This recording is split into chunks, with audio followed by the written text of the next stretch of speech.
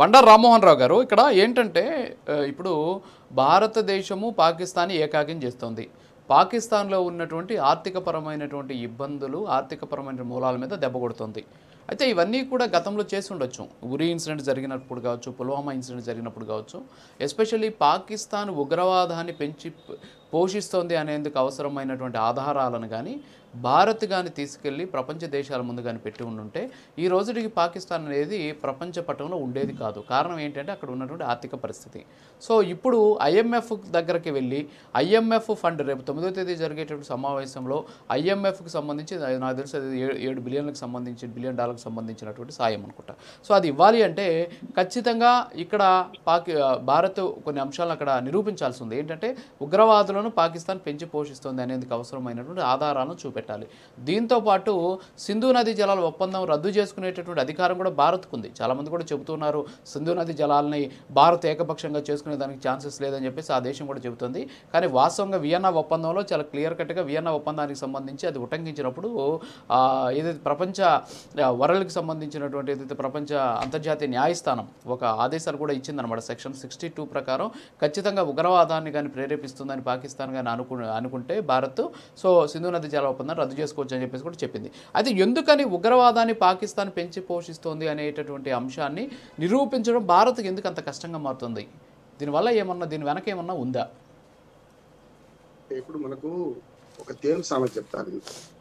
తేలు నీళ్ళలో పడి కొట్టుకుపోతుందట. ఒక మనిషి మంచి దయా హృదయుడు ఆ తేలును పక్కకు పడేదాం చావకుండా అని పెట్టిండట. పుట్టింది, మళ్ళీ విడిచిపెట్టాడు, మళ్ళీ పుట్టింది, మళ్ళీ విడిచిపెట్టిండు. అప్పుడు ఎందుకు తీస్తున్నావా ఇట్లా అని అంటే ఆయన అన్నాడట, దాని సహజ గుణం పుట్టడం, మన మానవత్వం సహజ గుణం రక్షించడం, నేను రక్షిస్తున్నాను అన్నట్టు. ఇది మనం పాటిస్తుంది. ఎందుకంటే స్పష్టంగా చెప్తున్నాను, ఇవాళ మనము తెలియకుండా చాలా విషయాలు జరుగుతున్నాయి. మనకు సామాన్య ప్రజలకు భారత యుద్ధ విషయం గురించి అందరికీ తెలియదు. తెలిస్తే ఇంకేమున్నది, బండారం బయటపడుతుంది. ఇప్పటికే గూఢచర్య ఉంటది, పాకిస్తాన్ తెలుసుకునే ఉంటుంది. కనుక నేను 4 రకాలుగా చేస్తున్నాను. ఒకటి, మీరు అనేది చాలా కరెక్ట్. ఆర్థిక యుద్ధంలో నిర్మలా సీతారామన్ గారు ఇప్పటికే విదేశాలు తిరుగుతున్నారు. ఆమె పని ఆమె చేస్తున్నారు. 4 ఉన్నారు పిల్లర్స్. మోడీ గారు ఒక్కడే కాదు, మిగతా 4 చెప్పాను నేను. అజిత్ దోవల్ గురించి బాజీ గారు చెప్పారు, ఆయన మనకు సైనిక సలహాదారు. వారు కాకుండా మంత్రివర్గంలో రాజ్నాథ్ సింగ్ గారు రక్షణ శాఖ మంత్రిగా సమావేశాలు రోజు నిర్వహిస్తున్నారు, ఎప్పటికప్పుడు అప్డేట్ చేస్తున్నారు.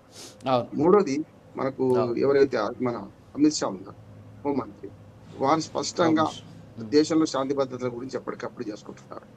ఇంకొకరు మనకు ఉన్నారు విదేశాంగ మంత్రి జయశంకర్, అద్భుతమైన మనిషి.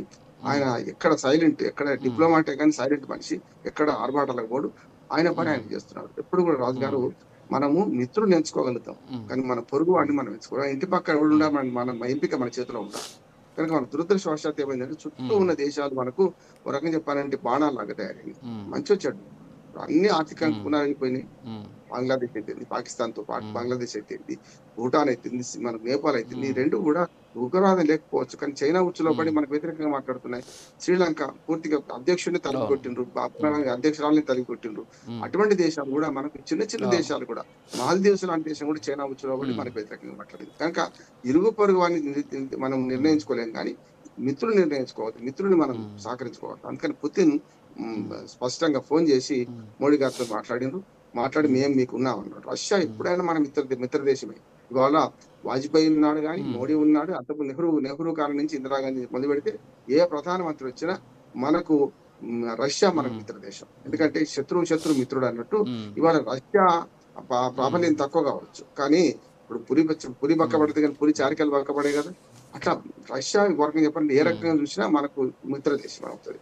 ఇక రెండవది చైనా, పూర్తిగా ఇంతకుముందు మనకు ఆంజనేయ గారు చెప్పారు కదా, చైనా ఒక రకంగా చెప్పాలంటే పాకిస్తాన్ ద్వారా అరేబియా మహాసముద్రంలో వీలు సంపాదించుకొని అక్కడ స్థావరం పెంచుకోవడానికి పాకిస్తాన్ కి ఎప్పుడైనా సహాయం చేస్తుంది.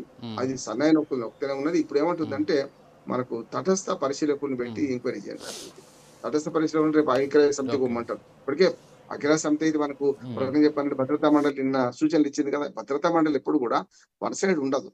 మనం ఏమంటున్నారంటే శాంతి పాటిస్తామన్నారు. తప్పనిసరి అయితే ఇప్పుడు ఈ యుద్ధాన్ని ఆపగలిగిందా? ఉక్రెయిన్ రష్యా యుద్ధం ఐక్యరాజ్య సమితి ఆపగలిగిందా? లేకపోతే హమాస్ ఇజ్రాయెల్ యుద్ధం ఆపగలిగిందా? కనుక ఇజ్రాయెల్ మనం అనుకుంటున్నాను ప్రపంచ దేశాలను ఒకసారి మనం బేరేజ్ వేస్తే ఇజ్రాయెల్ పూర్తిగా పాకిస్తాన్ తీవ్రవాదానికి వ్యతిరేకంగా ఉన్నాయి. అంతేందుకు ఈ మనకు జో బైడెన్ ఉమ్, ఇంతకు ముందున్న ప్రెసిడెంట్, అమెరికా ప్రెసిడెంట్, ఉమ్, ఆయనకు మంచి మాట అంటారు. అవును అమెరికాలో అవును మన ఆఫ్ఘనిస్తాన్ లో చేతులు అవును కాల్చుకున్నాక ఆయన ఏమంటాడంటే పాకిస్తాన్ అంత ఉగ్రవాద దేశం ఉమ్, ఇంకేం లేదు. నేను వ్యాసం రాసింది అయ్యా ఇప్పుడు ఆ మహానుభావం ఇప్పుడు అర్థమైందా నీకు? అనుభవానికి వస్తే తత్వం బోధపడ్డదా? ఓకే మొదలు రష్యా చేతులు కాల్చుకుంది ఆఫ్ఘనిస్తాన్ తో, తర్వాత మీరు చేతులు కాల్చుకున్నారు అని. ఆఖరికి తీవ్రవాద అవును దేశంగా అత్యంత తీవ్రవాద దేశంగా పరిగణిస్తున్న ఆఫ్ఘనిస్తాన్ ఇవాళ పాకిస్తాన్ పంక ఉమ్, ఖచ్చితంగా బాంబు ఎక్కుపెట్టి రెడీ ఉన్నది. ఎందుకంటే పాకిస్తాన్ వీటన్నిటి కారణం. ఎస్ అంతేందుకు పాకిస్తాన్ ప్రధానమంత్రి ఒక మాట చెప్తాను. అవును పాకిస్తాన్ ప్రధానమంత్రి స్వయంగా ఏమన్నారంటే అవును అమెరికా కోసమే మేము ఉమ్, తీవ్రవాదంలో దిగినాం అంటారు. ఇప్పుడు మనం పిల్లల్ని మనం ఏం చేస్తాంటే ఉమ్, మావాడు మంచోడే కానీ పక్కోడు చెడగొట్టిండే అన్నట్టు. వాళ్ళు ఏమంటున్నారంటే అమెరికా ఉమ్, ఉమ్, ప్రోత్సాహంతోనే మేము తీవ్రవాదం దిగినాం, నష్టపోయినాం అని కూడా వాళ్ళు అంటున్నారు. అందుకని వాళ్ళ ఆర్థిక, ఉమ్, సామాజిక, ఉమ్, దౌత్యపరమైన యుద్ధంలో మనం ఉమ్, గెలుస్తున్నాం. ఆ గెలిచే క్రమంలో నీళ్లు మీరు ఉమ్, అన్నారు కదా ట్రీటీ, నేను ఐదు అడ్వకేట్ చెప్తున్నాను, మీరు అన్న ఉమ్, సెక్షన్ కరెక్టే కానీ అబియన్స్ లో పెట్టామన్నారు. ఇప్పుడు ఉమ్, ఇంకోటి మనము నీళ్లు ఆపుకోవడానికి ఈ ఎస్ గంగాళం కాదు, మనము నది జీవనది అది. మనం జనరల్ ఉమ్, గా కృష్ణ, గోదావరి, ఉమ్, కావేరి లాగా ఎండాకాలం ఎండిపోవాలి. అవును కానీ అది అట్లా కాదు, జీవనది కనుక నీళ్లను ఉమ్, ఆపడానికి డ్యామ్ ఎన్ని డ్యాములు కట్టుకోవాలి మనం?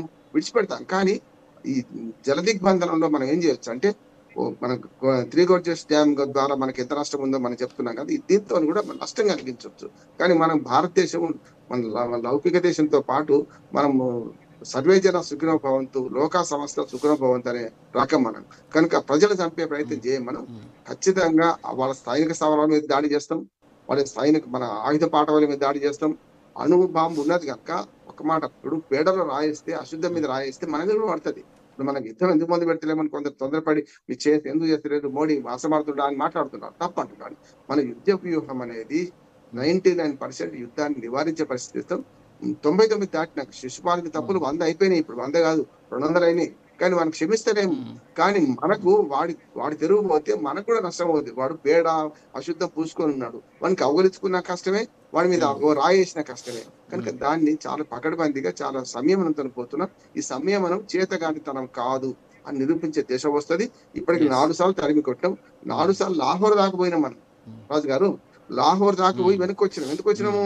మన ఎస్ సామ్రాజ్యవాద కాంక్ష ఉంటే ఇప్పుడు ఉమ్, కొందరు ఏమంటున్నారు పాకిస్తాన్ దేశం కలిపేసుకుందాం, ఆ దరిద్రం ఉమ్, మనకు వద్దంటున్నాను. నేను స్పష్టంగా చెప్తున్నా, కలిపేసుకున్న దరిద్రం ఎస్ అంటుంది. ఇప్పటికే ఉత్తర అవును ఆంధ్ర దక్షిణ ఉత్తర భారతదేశం మధ్యన ఉన్నది. ఇప్పటికే చాలా ఉన్నాయి. మనకు ఆర్థికంగా మనం ఆదుకుంటున్నాం. ఉత్తర భారతదేశంలో కునాలిపోయిన ప్రజలు నిజమే కదా, మంచి ఉమ్, చోట ఆదుకుంటాం. కానీ ఉన్నదాన్ని మనం భరించలేక అవును కొత్తదాన్ని కొత్త కుంపని పెట్టుకోవాల్సిన అవసరం లేదు. కానీ ఉమ్, జమ్మూ కాశ్మీర్ లో ఏది పీఓకే ఉందో, పీఓకే ఉమ్, హక్కుగా మనది కనుక పీఓకే తెరువు పోతే వాడు యుద్ధం చేస్తాడు. ఉమ్, కానీ పీఓకే తెరువు పోవడం మనకు మంచి మంచి ఉమ్, లాభం ఏంటంటే ఇప్పటిదాకా సరిహద్దులు మారుతాయి. ఇప్పుడున్న ఉమ్, సరిహద్దులు దాంతో ఏమవుతుందంటే వాడు సైన్యం ఉమ్, పీఓకేలో దాటుకొని ఉమ్, మన మీద దాడి చేసే ఉమ్, అవకాశం పోతది. అప్పుడు ఉమ్, వాడు పాకిస్తాన్ కు నేరుగా వెళ్ళొచ్చు. ఉమ్, అంటే వాళ్ళు పాకిస్తాన్ ఉమ్, తరిమి కొట్టి ఈ భూభాగాన్ని మనం సొంతం చేసుకుంటే ఉమ్, అప్పుడు మన రక్షణ పరంగా ఇంకా పటిష్టం ఉమ్, అవుతాం. మన భారతదేశంలో మ్యాప్ ఏదైతుందో, ఉమ్, ఇది జమ్మూ కాశ్మీర్ మ్యాప్ పూర్తిగా అప్పటికి కూడా ఉమ్, పూర్తిగా రాదు. చైనా కొంత ఉమ్, ఆక్రమించుకొని ఉన్నది. చైనాతో కొంచెం కష్టం. మనము ఉమ్, 62 యుద్ధంలో ఓడిపోవడానికి ఇప్పటికి తేడా ఉన్నది. చైనా కూడా గమనిస్తుంది అని. ఇప్పుడు 62 యుద్ధంలో ఓడిపోయినప్పుడు కేవలం 15, 16 ఏళ్ళ స్వాతంత్రం వచ్చి మనకు ఆయుధ పాఠం లేదు. అప్పటికప్పుడు భారతదేశాన్ని మెల్లమెల్లగా ఒక అప్పటికి ఇంకా చాలా దేశంలో కొన్ని భాగాలు కలవలేదు. మనకు సిక్కిం కలవలేదు, గోవా ఉమ్, డామన్ కలవలేదు. ఇవన్నీ మనకు తర్వాత కలిసినాయి కదా. అందుకని నేను ఏమంటున్నానంటే భారతదేశం ఇవి ఐక్యంగా ఉన్నది. భారతదేశం చైనా కంటే శక్తివంతంగా లేదు, కానీ మోరల్ గా శక్తివంతంగా ఉన్నాం. చైనా కంటే మనం నైతిక పరంగా శక్తివంతంగా ఉన్నాం. అందుకని 4గో దేశంగా ఉన్న మనం ఏది రక్షణ పరంగా చూస్తే మనం ఎట్టి పరిస్థితుల్లో రక్షణ బడ్జెట్ పెంచుకుంటాం. అసలు పాకిస్తాన్ కు మనకు ఆకాశము భూమి కన్నా తేడా ఉంది. కానీ ఏమవుతుందంటే మొండివాడు రాజు కంటే బలవంతుడు. ఉమ్, అందుకని ఇప్పుడు వాడు మొండివాడు. వాడిని అవును ఎట్లా డీల్ చేయాలో చూసుకోవాలి. ఉమ్, అంతర్జాతీయ సమాజం ముందు నేరస్తులను ఉమ్, నిలబెట్టాలి. ఎన్ఐఏ చేస్తున్న పని అనే ఎన్ఐఏ చాప కింద నీరులాగా ఎన్ఐఏ చేస్తున్న ఉమ్, పని అదే. ఆ ముగ్గురు తీవ్రవాదులు పాకిస్తాన్ కు ఉమ్, చెందిన వాడని నిరూపించడానికి పట్టుకోే ప్రయత్నం చేస్తున్నారు. చంపడం ఈజీ ఎన్కౌంటర్ చేసి, కానీ ఓకే పట్టుకొని ఓకే వాళ్ళను ఓకే పాకిస్తాన్ ఒక దోషిగా నిలబెట్టే ప్రయత్నం చేస్తున్నాం. అతి త్వరలో జరుగుతుందని నేను అనుకుంటున్నాను.